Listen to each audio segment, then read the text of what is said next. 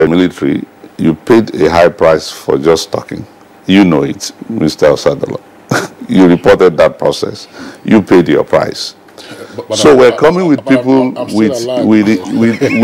we're coming with people with history, and those of us who are fortunate to be alive, we hold it to the memory of those who went down in that process to make sure that the values that we wanted to see in democracy that made us to pay the price at that particular time, are affected. It's quite unfortunate that a number of major actors, don't even understand what it is to be a Nigerian. I'm talking about the value system.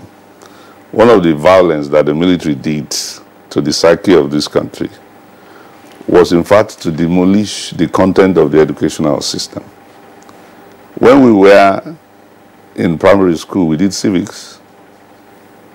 And by the time you were even in secondary school, up to Form 3, whether you were going to be a science student major or what have you, you understood what it is to be a Nigerian. You understood the struggles of Abba Macaulay, Nnamdi Azikiwe, Obafemi Awolowo, Tafawa Balewa. Now, having taken this from the curriculum, you have a new generation of people who do not even understand what it is to be a Nigerian. So one of the key things we also have to do is to also change the curriculum and restore it as we had it. There was a spirit of Nigeria, which right now has vanished, even from primary school. Students just go to school to become technicians, really. The intellectual base and the soul that needs a country together is put into people right from primary school. All right, let me pause you there and then take you back to the economic agenda of people's trust. You talked about your intention to attract foreign and domestic investment and then drive up the country's GDP to some $4 trillion. And let's take two sectors, for instance. They're also part of infrastructure. The power sector, we have seen how the discos have been struggling to provide power to Nigerians. We have also seen how Nigeria continues to spend huge amount of resources importing refined petroleum products. What is the approach of the People's Trust and you as a presidential candidate that the issue of increased value addition to our crude oil so we can have more refining capacity, and then as well as dealing with the issue of power distribution, which is a menace that all consumers clearly recognize? Number one,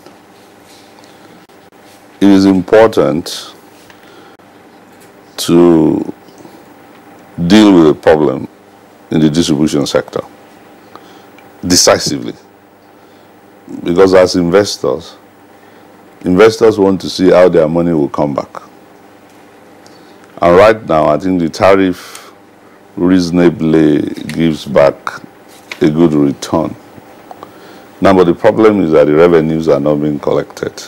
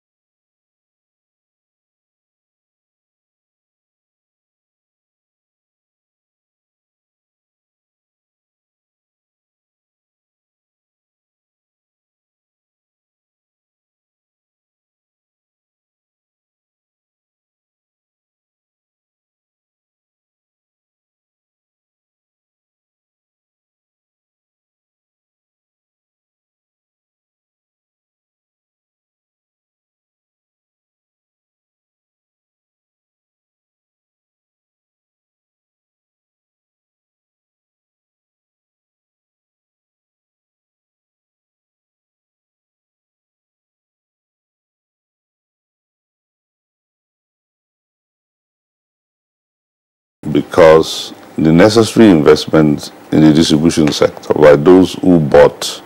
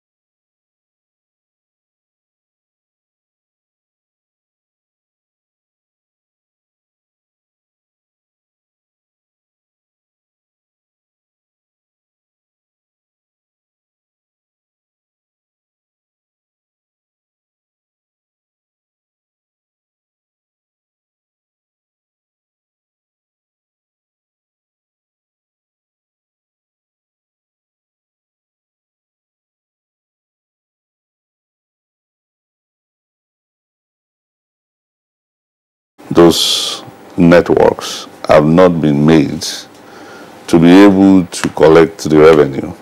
You need some minimum investment that they committed to. And unfortunately, the regulators have not enforced properly. And there should be a way out, in their terms of contracts, which has not been properly effected. If they didn't do what they were supposed to do, it's either the discos are too big for them, the investments beyond their capacity, and I will act decisively within the 3 months of being elected to fix that sector. If you don't get the discos properly working, no other person in the value chain is going to make investment, because the most terrible challenge is how to collect the revenue and also how to get the trust of the consumer that you are being billed right. And let me tell you, even if consumers have to pay just a little bit more to get regular power supply, as long as they know that. Shows our level of acceptability. This shows that people have confidence in us. This shows that people are ready to go with the programs of the party. Look, as a new party, As a new party, are you targeting all the categories of the election, or you want to focus on local government, or you want to take on all the categories of the election? Of course, yes. Of course, yes. Well, we like I told you, we have a presidential candidate. We have also candidates that are vying for the National Assembly, Senate to the state, House of Representatives, as well as gubernatorial candidates in 16 states, and then members who are also vying for the state Assembly. All right, Nasir Kura, National Secretary of People's Trust, thank you very much for being with us on Good Morning Nigeria today. We also would like to appreciate the presidential candidate of People's Trust, that's Mr. Benga Olawipo Hashim. Gentlemen, thanks a lot for being with us on Good Morning Nigeria today. Thank you for your time. Okay. All right, it's Good Morning Nigeria, still on the network service of the Nigerian Television Authority. We are having 2 other parties to join the conversation after this short break. Can I see your particulars, sir? Officer, my particulars no dey here. In that case, you'll have to come with me to the police station. Officer, we levels! where I for find you something make you take arrange your weekend. What? Offense not Explosion or gunshots of an active shooter. That might be a terror attack. At such times, always remember 3 action words. Run, hide, report. Don't try to run towards the terror scene to save the situation, because there might be a second bomb blast or another attack. Run far away and take cover. Make sure you are safe first. Yes, it is in our nature to sympathize over the hurt, but remember, only trained personnel can help in such situations. When in a secured environment, promptly call relevant authorities and help will come. For anonymous reporting, call 09630-3250-5 or 0813-2222-106. If you see something, say something. Nigeria unite against terrorism. This message is brought to you by the Federal Ministry of Information and Culture. All right, you're welcome back to Good Morning Nigeria, and we just signed off the first of the parties, 3 parties that we are taking this morning to drill into their campaign policy documents manifesto. We're having another party join us now, and it is the the Advanced Nigeria Democratic Party, and we have with us in the studios the national chairman of that party, Charles Ogbole. He is a lawyer, by the way, and the presidential candidate of the party, who is not here with us, is Professor Reverend Ame Obaje. But let's welcome the chairman of the Advanced Nigeria Democratic Party, Charles Ogbole. Pleasure to have you with us on the program. My pleasure, sir. Yeah, but Ogbole, you're welcome. Thank you, sir. Now, as your opening comments, let's get to know the thrust of this party. I guess it's one of the newly registered parties in Nigeria. Yes. What is the main thrust of this party? Well, let me first of all commend NTA before I proceed. I commend NTA because they are not selective. All the political parties' activities are being covered. I commend you for that. Thank you. ANDP, Advanced Nigerian Democratic Party, is formed by like-minded Nigerians with the same ideology.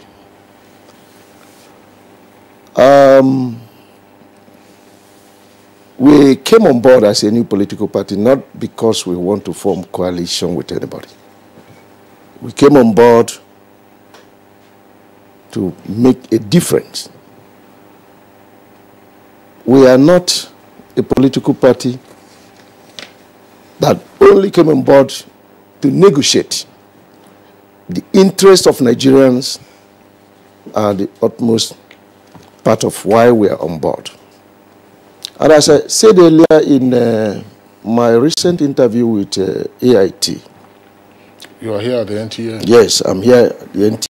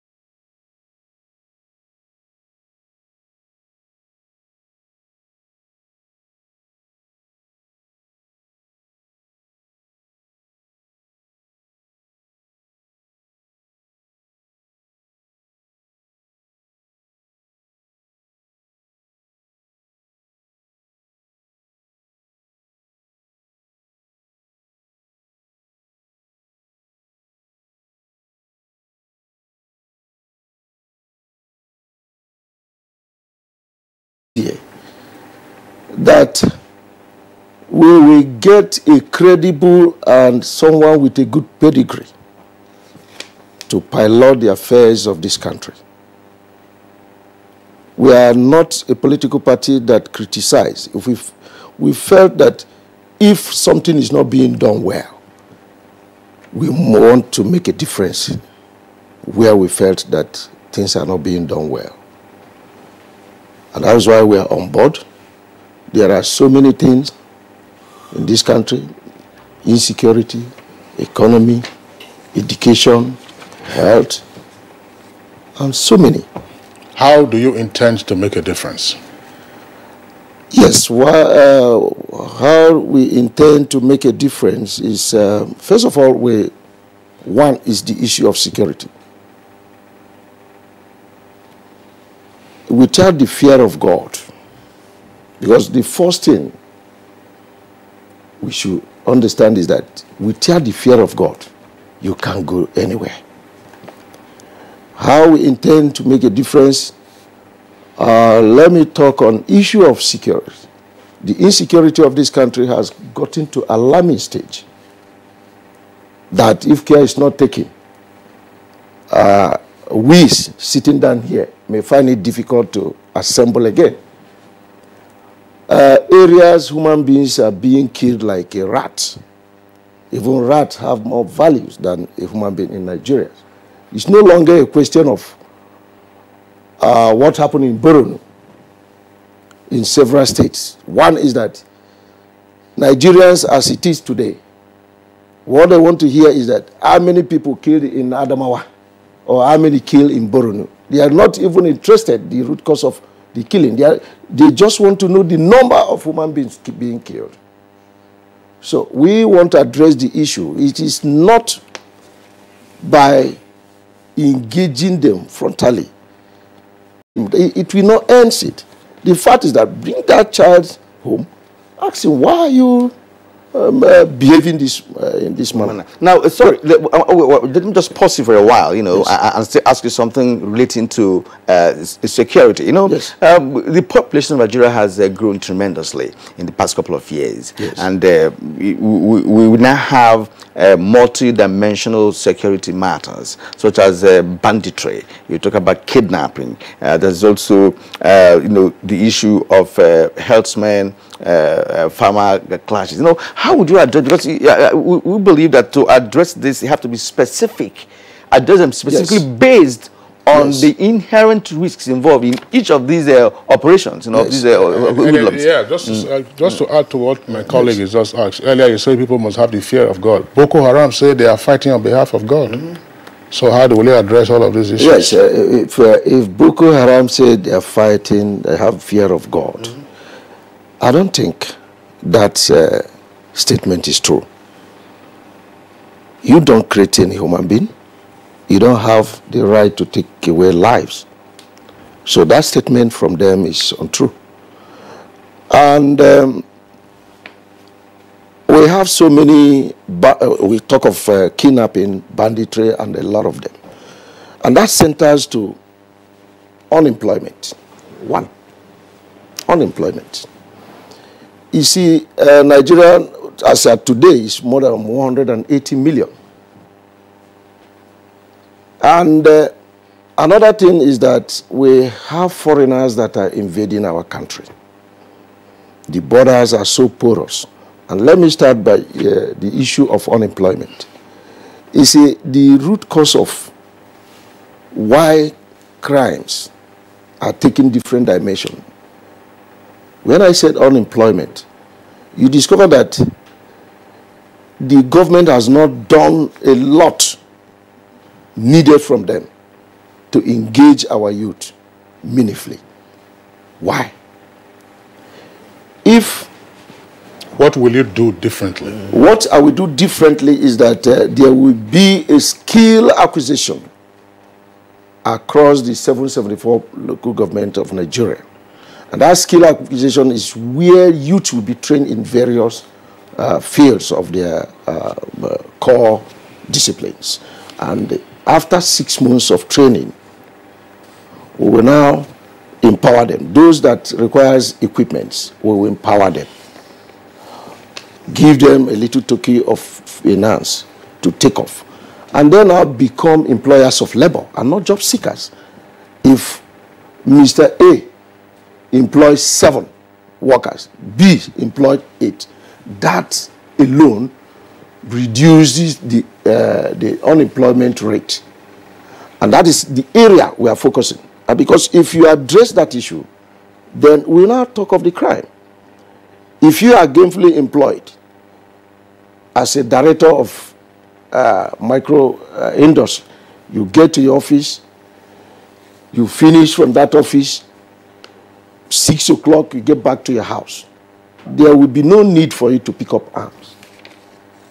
That is the first issue we have to address. All right, let me pause you again, Mr. Charles Ogbole. You were talking about skill acquisition. We've seen a rush of skill acquisition programs, particularly with the advent of the Fourth Republic in 1999. And yet the problem has persisted.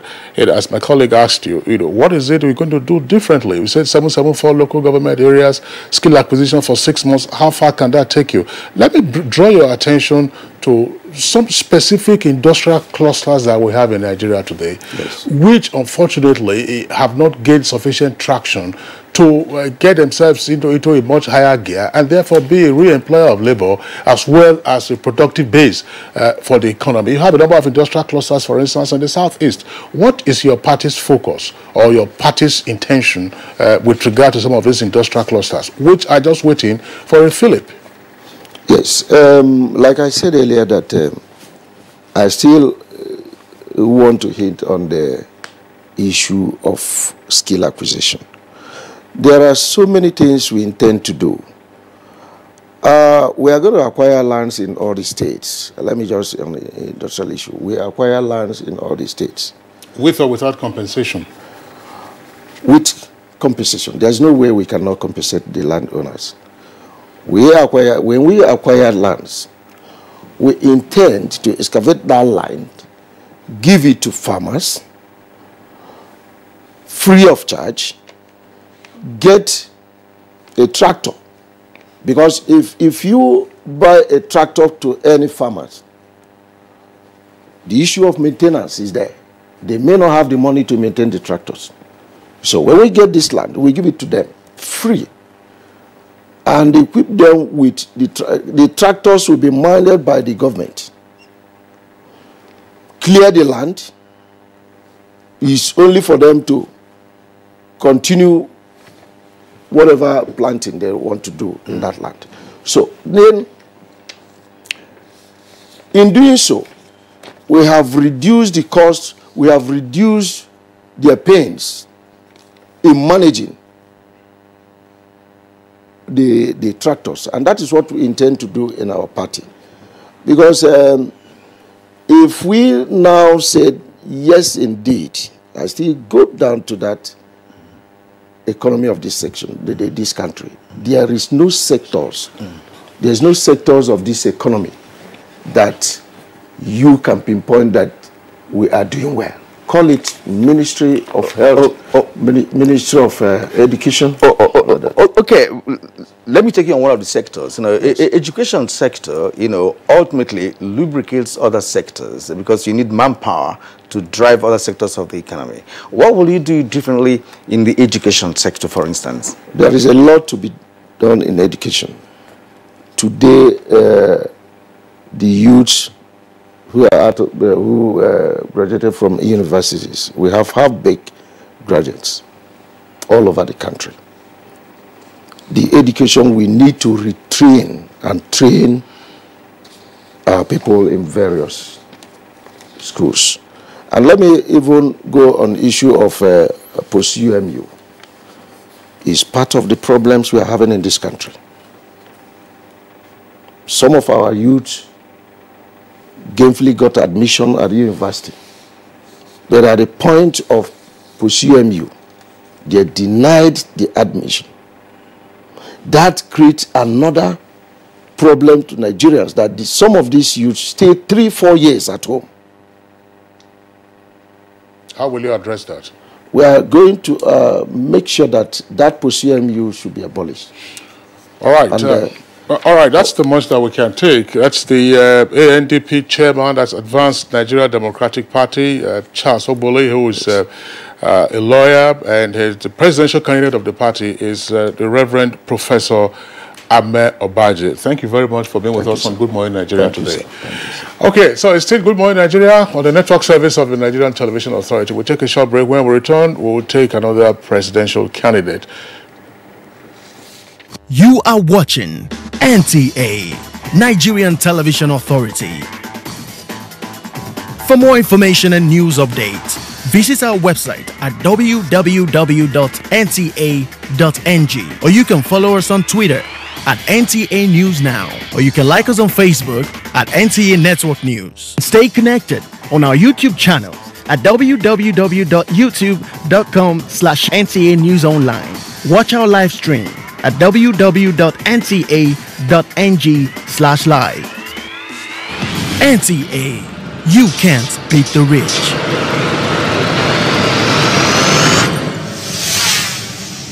If you hear a bomb explosion or gunshots of an active shooter, that might be a terror attack. At such times, always remember 3 action words: run, hide, report. Don't try to run towards the terror scene to save the situation, because there might be a second bomb blast or another attack. Run far away and take cover. Make sure you are safe first. Yes, it is in our nature to sympathize over the hurt, but remember, only trained personnel can help in such situations. When in a secured environment, promptly call relevant authorities and help will come. For anonymous reporting, call 09630-3250-5 or 0813-2222-106. If you see something, say something. Nigeria, unite against terrorism. This message is brought to you by the Federal Ministry of Information and Culture. We thank you for staying with us up till this moment, and we just have another presidential candidate joining us for the last set of our conversation this morning on Good Morning Nigeria. Well, of course, Kingsley, I think we've done well in our tradition of ensuring that all presidential candidates are interviewed on this platform to air their views on the manifesto. And right here we have a presidential candidate of our Alliance of Social Democrats, John Dara.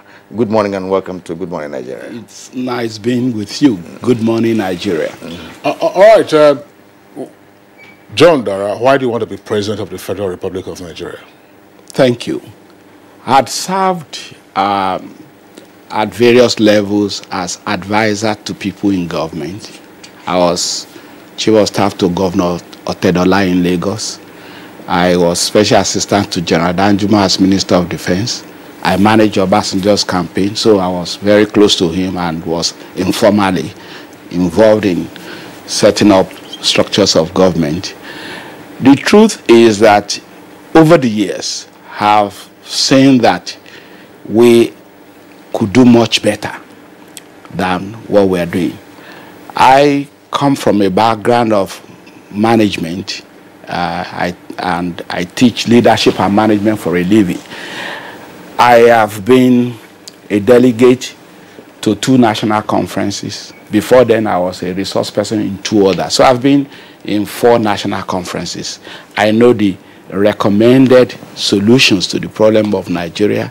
I watch in frustration and disappointment the failure to implement these recommendations.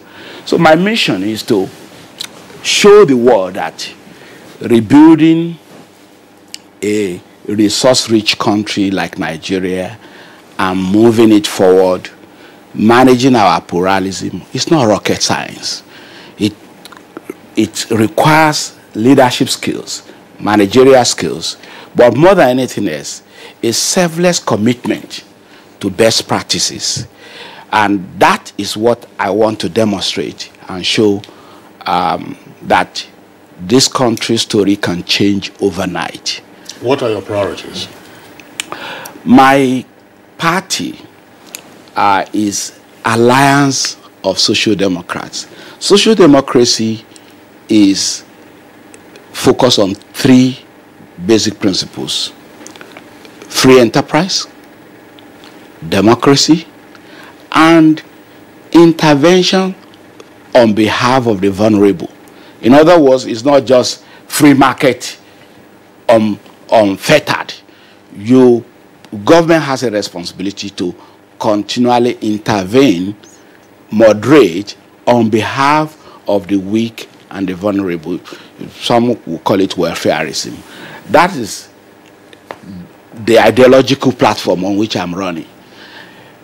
I also have a program that is three-pronged.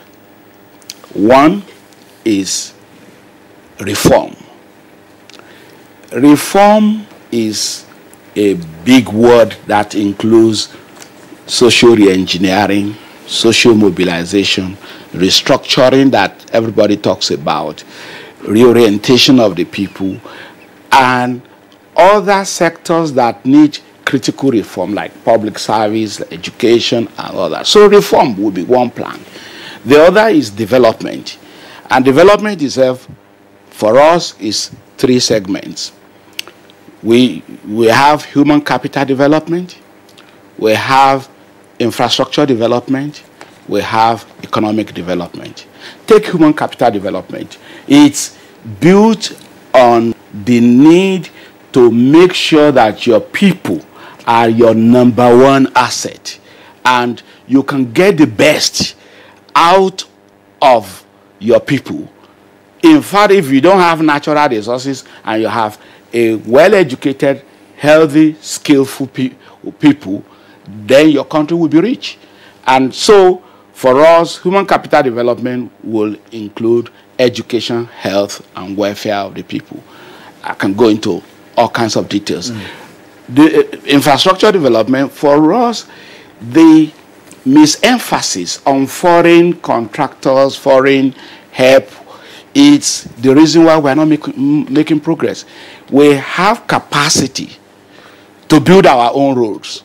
We have capacity to do our own things. So I want to build up our local competencies in order for us to become more self-reliant. When General Eisenhower built American Interstate Highway, it was the American Society of Engineers he called. He didn't go to foreigners to come and help.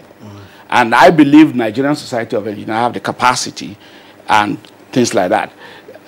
Of course, the current trend of budget and spend, in which, in any case, only a small percentage of our budget goes into capital, and we get only a small fraction of the value for what we spend.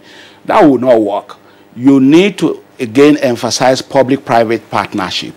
I've been an advocate of that since the early days of Obasanjo administration. The area of economic development is, again, the most exciting part. Because you see, when this government came in and talked about economic diversification, I was excited, but they didn't really execute it. One would have expected that by now, the entertainment industry of Nigeria will have moved to the next level. But it's taken them 4 years to be talking about next level. One would have thought that tourism in Nigeria will have moved to the level where we are also a preferred destination in Africa. We will have thought that our culture will become a job creation opportunity. Not to talk of the fact that in agriculture, for instance, this government has done fairly well with rice. But can you think about all the crops that if you set up a special task force and they are working on optimizing what we can get out of banana, out of sorghum, out of cocoa, out of yam, and so on and so forth. Can you imagine how much wealth can be created? How much jobs can be created? So why is it that it must be one at a time when you have like 34 of such waiting for attention? I mean 34. The closest we got to multi-crop effort was briefly under Obasanjo, but it was not sustained. You need to be systematic in order to get optimal results. And so you can go on and on. In every sector of the economy, the opportunities to make Nigeria stupendously rich with or without oil, is incredible. Yes, John Dora, we appreciate your comment, and from all indications, you've been very close to persons, that governed this culture at different levels. Yeah. So invariably have the kind of experience, that the nation, would need, to run it. But I want you to go to specifics now, because when you have, gave us a broad explanation of what can be done in agriculture, in the economy, in education, or what have you, can we narrow it to a point? Now, take economy, for instance. What are you specifically going to do differently that's not been done before, that will attract, for instance, foreign investment, that will make Nigeria to be a manufacturing nation, that will make Nigeria to have the human capacity to even, manufacture our own machinery for the various purposes of development? Well, I gave the broad principle of multi-sector effort to optimize productivity. But the key word is productivity. Nigeria is very, very low in productivity. We have a parasitic and opportunistic elite group. The middle class of Nigeria, everybody talk, when they have cornered a contract from government where they will spend half of it for bribery, half of it for little work, cosmetic, and then they roll it over. That's the elite we have. But it's not just a problem of unproductive elites. The whole society needs to be put to work. And that's why we are talking about social mobilization. They are all interconnected. Take, how did China become big? They started with cultural revolution, in which they mobilized 1 billion people. They created work brigades, and from kindergarten to old age, everybody is doing something to add value. Everyone, we must mobilize for productive activities. Okay, thank you very much. Once again, John Dora, let's return you to human capital development, which is part of the development that you talked about. One aspect that has been worrisome for us in the country today, ASU is on strike. ASUP, which for polytechnics, is also on strike. We don't know when colleges of education might join, as we have seen over the years.